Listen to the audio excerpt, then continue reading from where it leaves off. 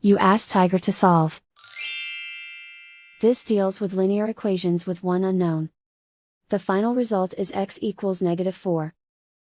Let's solve it step by step. Simplify the expression. Group like terms. Simplify the arithmetic. Group all x terms on the left side of the equation. Subtract 5x from both sides. Group like terms. Simplify the arithmetic. Group like terms.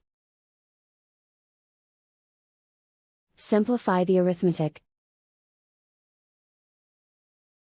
Group all constants on the right side of the equation. Subtract 9 from both sides.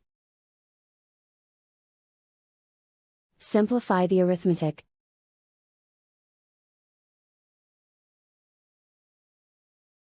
And so the final result is x equals -4.